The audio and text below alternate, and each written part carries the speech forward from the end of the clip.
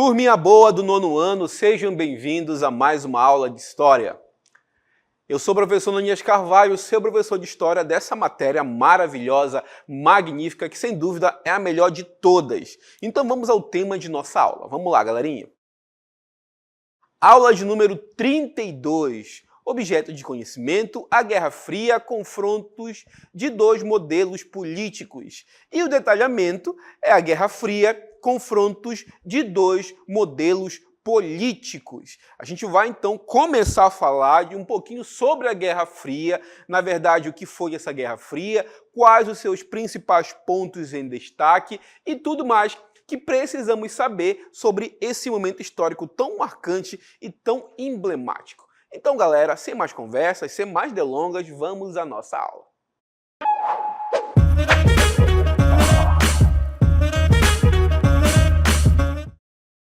O mundo polarizado, ou melhor, o mundo bipolarizado. Por que bipolarizado, professor? É porque, galera, após a Segunda Guerra Mundial, a gente já explicou e já entendeu que a Alemanha nazista foi derrotada pelos aliados, só que os aliados, galera, não eram tão aliados assim, tá, gente? Eram aliados de ocasião, porque representavam dois modelos políticos e sociais distintos e, por que não dizer, antagônicos, tá, gente? De um lado, o capitalismo, aqui representado pelos estadunidenses, de outro lado, o bloco socialista, representado aqui pelos soviéticos, tá, gente? Então, após a Segunda Guerra Mundial, esses dois grupos, por assim dizer, eles estavam ali prontos para se degladiar, tá, gente? A entrar em um conflito armado que, basicamente, colocaria em xeque quem seria o grande protagonista, o novo protagonista no cenário mundial. Existia toda a rivalidade entre blocos socialistas e capitalistas e uma guerra deveria ser iminente entre esses dois blocos. Mas essa guerra nunca chegou a acontecer. Não essa guerra como a gente conhece, guerra com armas de fogo e dois exércitos ali se degladiando. Essa guerra entre essas duas superpotências, ela de fato nunca aconteceu, galera.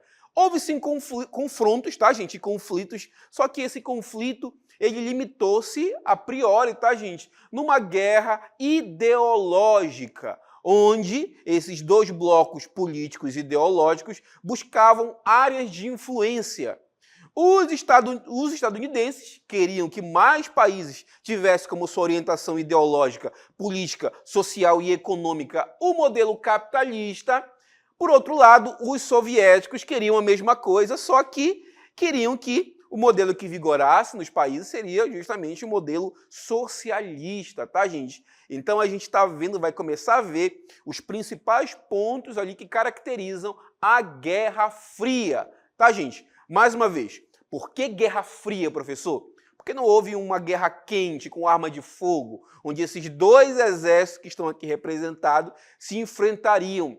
A gente vai entender posteriormente que houveram-se guerras, a Guerra da Coreia, a Guerra do Vietnã, só que não foi entre diretamente americanos, estadunidenses e russos soviéticos, tá bom, gente? Vamos então ao texto para a gente entender um pouquinho mais sobre esse momento histórico tão emblemático e tão marcante. Vamos ao texto, vamos lá. Enfim, a guerra termina. Que guerra, professor? A Segunda Guerra Mundial, tá, gente? Findada a Segunda Guerra Mundial, os vencedores se reuniram na Conferência de Alta, ou Conferência Crimeia, tá, gente? Em 1945, objetivando determinar a divisão dos territórios, sobretudo europeus, além de apresentar a ordem internacional no período do pós-guerra. Mais uma vez, tá, gente? O grupo militar, digamos assim, que venceu, que foi o grande vencedor da Segunda Guerra Mundial, eram os aliados, representados por ingleses, ou melhor, britânicos, franceses até certo ponto, norte-americanos, estadunidenses e soviéticos. Só que, mais uma vez, os aliados não eram tão aliados assim. Tinham um inimigo em comum, e existe aquele ditado, né, gente? O inimigo do meu amigo é meu aliado. Mas nesse caso eles não eram tão aliados assim, tá, gente? Tanto os soviéticos como estadunidenses, sabiam que pós-Segunda Guerra Mundial, pós-conflito, existiriam outros conflitos para determinar quem de fato seria o grande protagonista no cenário mundial após o conflito. E, professor, muitos historiadores teorizam que uma guerra, de fato, entre americanos e soviéticos não aconteceu, como a gente imagina que é uma guerra, porque existia um novo elemento, gente, que surgiu ali após a Segunda Guerra Mundial, que é justamente a bomba atômica. A bomba atômica é uma bomba que tinha a capacidade de destruir não apenas o inimigo que você quer atingir, mas sim todo o planeta como a gente conhece hoje. Se uma guerra nuclear acontecesse, fatalmente a humanidade seria extinta, gente, extinguida, por assim dizer. Seria extinta porque, além de ser destruído, a bomba atômica ter a capacidade de destruir aquele território, ela também lançaria na atmosfera radioatividade, que é totalmente nociva ao ser humano. Então, como eu não quero a minha morte, obviamente eu não quero o fim do meu povo, eu não vou começar uma guerra nuclear. Então, meio que a bomba atômica, olha só como é meio que até engraçado e até confuso e ambíguo da gente entender. O surgimento de uma bomba, ela foi basicamente o que não fez com que um conflito armado ocorresse, tá, gente? A bomba atômica foi a principal responsável pela paz. Vamos ao texto, vamos lá. Essas conferências ocorreram entre os dias 4 e 11 de fevereiro de 45, com a participação de Estados Unidos, Grã-Bretanha, União Soviética, além da China e da França. Determinou-se os territórios de cada país, principalmente das potências do eixo, Alemanha, Japão e Itália. Foi nesse momento, inclusive, que os três grandes líderes eles se reuniram para basicamente traçar paralelos do que seria ali o mundo após a Segunda Guerra Mundial. As primeiras conferências, elas começam em um momento histórico em que havia ainda conflito. A Alemanha, naquele momento, estava a ponto de se render, mas o Japão ainda continuava batalhando ali no Pacífico contra os estadunidenses, tá, gente? Mas já sabia basicamente o que ia acontecer, então os grandes, os poderosos começaram a se reunir com a finalidade de traçar paralelos para o pós-guerra. Vamos ao texto, vamos lá. Os três grandes. Três figuras se destacaram nessas conferências: Franklin Roosevelt, representante dos Estados Unidos, e Joseph Stalin, representante da União Soviética, e Winston Churchill, representante do Reino Unido, que eram conhecidos como os três grandes vencedores da Segunda Guerra Mundial. Eu trouxe aqui, galera, uma imagem que vai nos ajudar a entender um pouquinho mais sobre esse momento histórico e como ele foi emblemático, tá, gente? De um lado a gente tem o nosso Joseph Stalin, líder da União Soviética, tá, gente? O todo-poderoso governante da União Soviética. O Churchill, que era, à época, primeiro-ministro inglês e considerado ainda hoje um dos grandes estadistas de todos os tempos. E o presidente Franklin Roosevelt, representando aqui os Estados Unidos, tá, gente? Que também tinham interesses ideológicos pós-Segunda Guerra Mundial. Inclusive, uma frase do próprio Churchill vai ilustrar o que aconteceria após a Segunda Guerra Mundial e o consequente conflito entre as duas superpotências ideológicas. Segundo ele, uma cortina de ferro estava ali na Europa, dividindo a Europa entre Europa Ocidental e Europa do leste europeu, a Europa que tinha como grande orientação ideológica o socialismo, tá, gente? Adiante, vamos lá. Os três grandes líderes assinaram um documento confirmando o fim da guerra e a paz entre os países envolvidos. Dentre os objetivos estava o fim do nazismo, do fascismo e da influência alemã, bem como a divisão da Alemanha em 4 zonas de ocupação. A Alemanha teve seu território dividido e seus recursos materiais e econômicos controlados. Parte do território polonês foi anexada à União Soviética, que passou a controlar os países do leste europeu. Foi convocada uma conferência com o intuito de fundar a Organização das Nações Unidas. Inclusive, essa organização é responsável tanto pela manutenção da paz, como também de assuntos ligados ao ecossistema, à ecologia e ao meio ambiente também, tá, gente? E é muito interessante para a gente entender o pós-guerra e a Guerra Fria, por assim dizer, que a Alemanha, que foi a grande derrotada, por que não dizer, da Segunda Guerra Mundial, ela foi dividida em áreas de influência e, por consequência, teve o seu território dividido em duas partes. De um lado, a Alemanha ocidental, alinhada com o capitalismo e os Estados Unidos. De outro lado, a Alemanha oriental, que estava alinhado ao socialismo e também à União Soviética. Durante muito tempo, muitas décadas, até basicamente ali o final da década de 80 e início da década de 90, existia uma divisão entre a Alemanha, tá, gente? Eram duas Alemanhas com uma mesma capital, no caso, Berlim.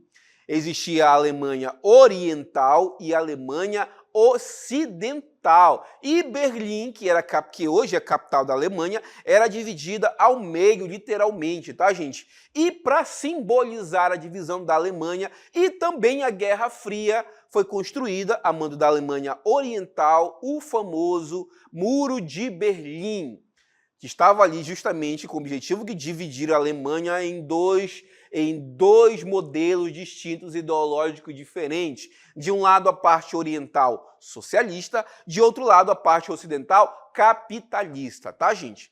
Vamos adiante com o texto, vamos lá. As conferências de Teherã e de Potsdam. As nações aliadas vitoriosas se reuniram ainda em Teherã e Potsdam. Na Conferência de Teherã, ocorrida entre 28 de novembro a 1º de dezembro de 1943, vocês estão vendo que a guerra termina oficialmente em 45, mas já em 43 existiam planos para o pós-guerra. Ficaram estabelecidos alguns limites territoriais. Os Estados Unidos anexaram a Estônia, a Letônia, a Lituânia, enquanto a União Soviética reconheceu o leste da Polônia. Vocês estão vendo que, mesmo antes da Segunda Guerra Mundial ter o seu fim, de fato, consumado lá em 45, em 43 já existiam conferências de paz, justamente ali para alinhar o que aconteceria após ali os conflitos da Segunda Guerra Mundial. Vamos adiante, vamos lá.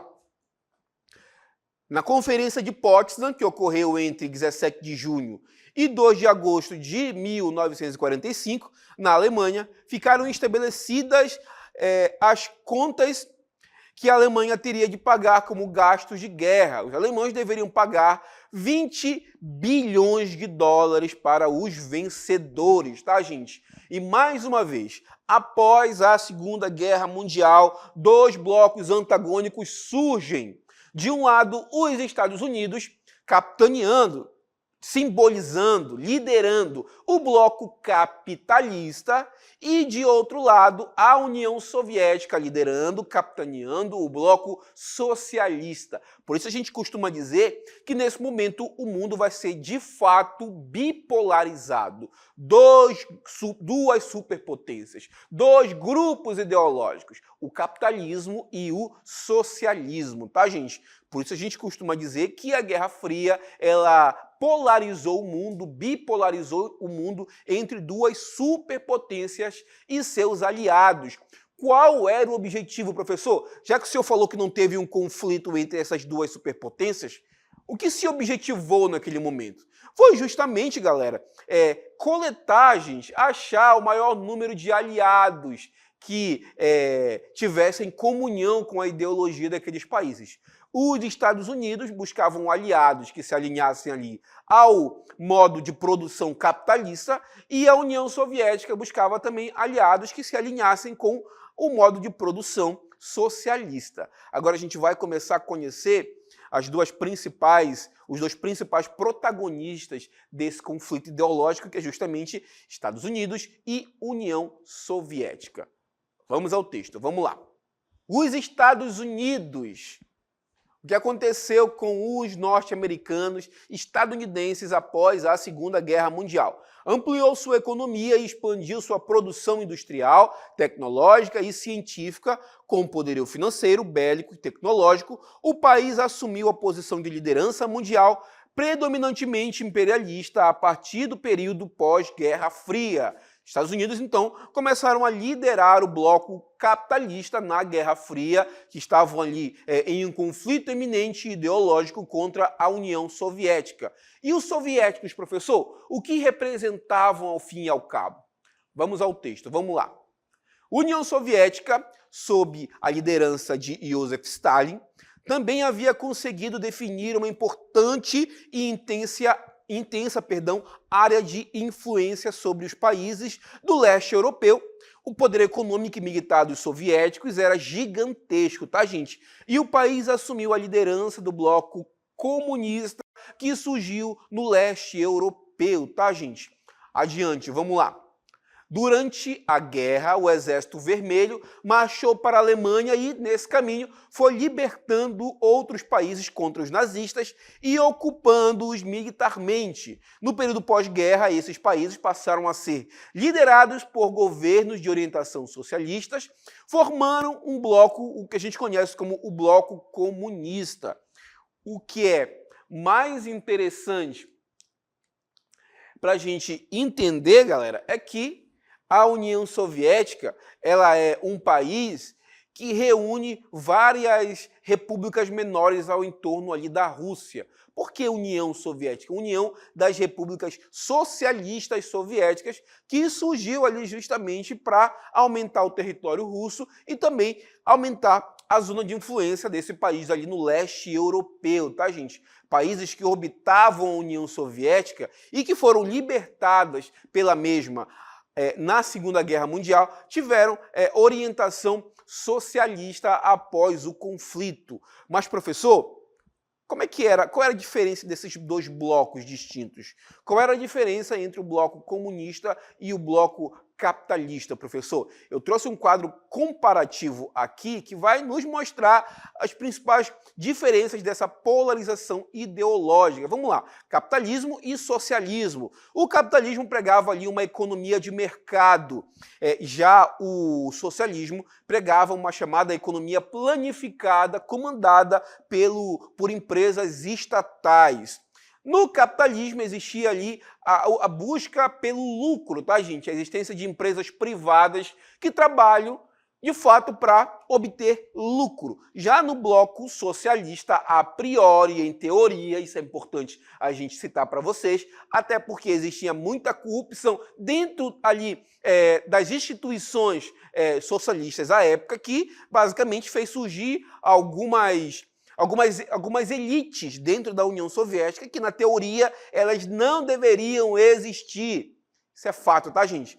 Não deveria existir elites da burocracia na União Soviética, mas a gente sabe que existiu ali uma certa elite soviética, tá, gente?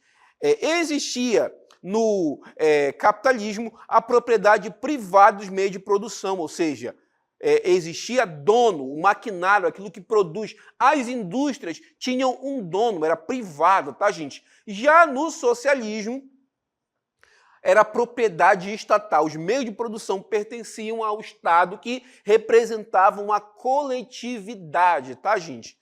Duas classes sociais antagônicas existiam, e ainda existem, tá, gente? No modelo capitalista, que é justamente a burguesia, aquela que detém o meio de produção, o patrão, e o proletariado, que no caso é o empregado, aquele que não tem nada além do seu corpo, é obrigado a vender a sua força de trabalho, que é justamente a sua capacidade produtiva, em troca de um salário, tá, gente? Já no modelo socialista, teoricamente, não existe essa divisão de classes, tá, gente? Não existe uma burguesia, ou pelo menos não deveria existir uma burguesia no socialismo. Também não existiria o proletariado, todos trabalhavam para o bem comum, o bem da coletividade, tá, gente? Essas principais diferenças entre os blocos capitalistas e o bloco socialista. Vamos ao texto, vamos lá. Para os Estados Unidos, a expansão do regime comunista arriscava a democracia e a livre iniciativa. Para a União Soviética, o aumento da influência estadunidense sobre outras nações do planeta era tipicamente imperialista, mas nessa guerra ideológica, a propaganda foi uma das armas mais utilizadas pelos dois blocos, tá, gente? Como ocorria essa propaganda? Basicamente, eles falavam mal do o modelo oposto ao seu. Os Estados Unidos, por exemplo, existia intensas propagandas no cinema que buscavam ridicularizar o bloco socialista, tá, gente? A gente pode ver que algumas obras da chamada indústria cultural do cinema estadunidense, eu podia aqui citar inúmeros filmes que ridicularizam ou inferiorizam o bloco socialista, colocando sempre como vilões da história o mal, e o bem era representado justamente pelos Estados Unidos e seu modo de viver, tá, gente?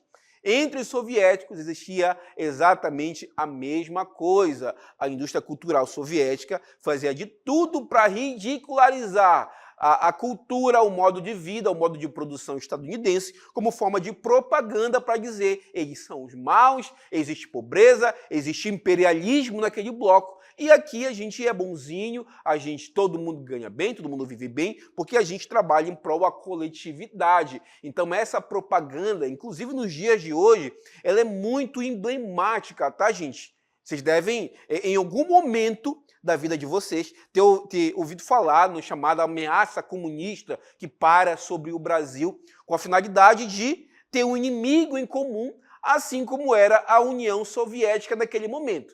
Se na Guerra Fria existia um medo de se virar comunista, no dia de hoje também tem essa propaganda, esse resquício, essa ameaça comunista, que muitas vezes ela não existe, tá, gente? Vamos ao texto, vamos lá.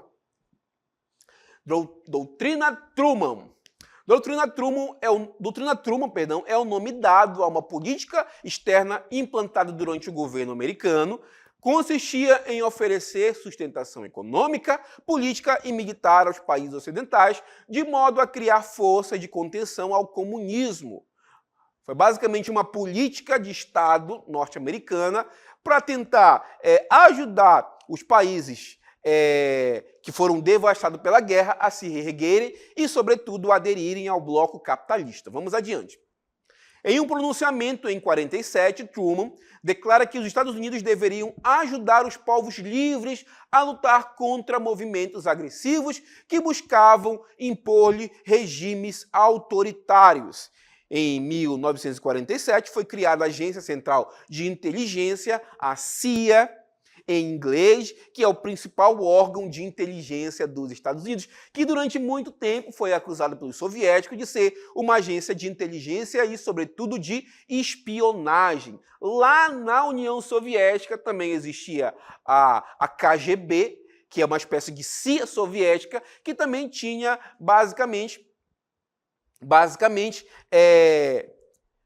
a mesma função de espionar e de levar informações soviéticas para os americanos e americanos para os soviéticos. CIA e KGB eram distintas, tá, gente? Mais uma vez, tá? Harry Truman declara que os Estados Unidos deveriam ajudar os povos livres a lutar contra movimentos agressivos que buscavam impor-lhes regimes totalitários. Em 49, os estadunidenses lideraram a criação da Organização do Tratado do Atlântico Norte, a OTAN, que era basicamente uma união militar que, se caso existisse um conflito entre soviéticos e estadunidenses, já existia então uma aliança militar pré-formada, que no caso dos Estados Unidos e do bloco capitalista era a OTAN, e da União Soviética e do bloco socialista era o Pacto de Varsóvia, que a gente vai ver a partir de agora. Vamos lá. OTAN versus Pacto de Varsóvia.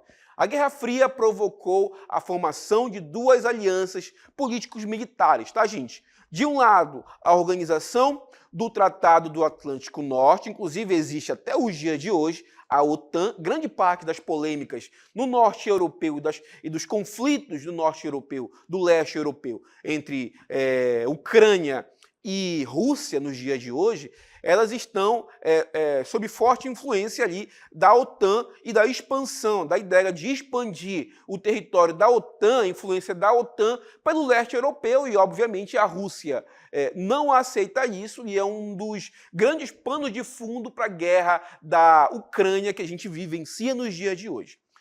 Se no bloco capitalista existia a OTAN, no bloco socialista existia o Pacto de Varsóvia. Vamos adiante, vamos lá. A OTAN, fundada em 49, era composta inicialmente por Estados Unidos, Canadá, Reino Unido, França, Bélgica, Países Baixos, que no caso a gente conhece popularmente como Holanda, tá, gente? Luxemburgo, Dinamarca, Noruega, Finlândia, Portugal e Itália. Mais tarde, juntaram-se a Alemanha Ocidental, Grécia e Turquia, opondo toda a Europa Ocidental à União Soviética. Em 1955, em represália, a União Soviética criou o Pacto de Varsóvia, tá, gente? Para impedir o avanço do capitalista na sua área de influência. No ano de sua fundação, faziam parte a União Soviética, a Albânia, a Alemanha Oriental, Bulgária, Tchecoslováquia, Hungria, Polônia e Romênia. Então a gente vê que já existiam dois blocos militares prontos a entrar em confronto, caso uma guerra entre essas duas superpotências de fato viesse a acontecer.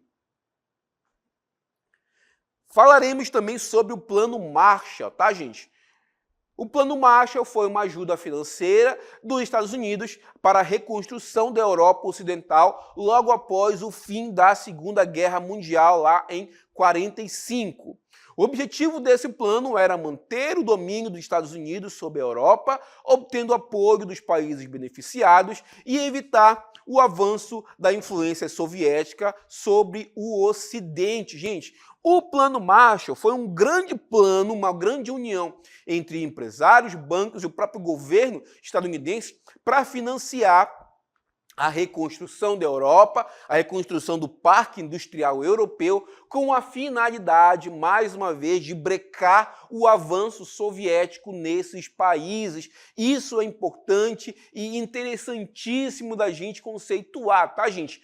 Por que os Estados Unidos, ali, os empresários americanos, emprestaram dinheiro a juros baixos e muitas vezes ajudaram diretamente na reconstrução dos parques industriais da Europa, que foram devastados pela guerra, gente? Por que fizeram isso? Porque gostam, porque são bonzinhos, porque querem rasgar dinheiro? Não, gente, porque querem usar esse território como zona de influência para brecar a expansão da ideologia socialista ali na Europa naquele momento. Vamos adiante, vamos lá. A implantação do plano ocorreu entre os anos de 48 a 51, durante o governo de Truman, tá, gente? Seguindo as orientações de seu idealizador, o general George Marshall, secretário de Estado. Por isso a gente costuma chamar esse grande plano de Plano Marshall.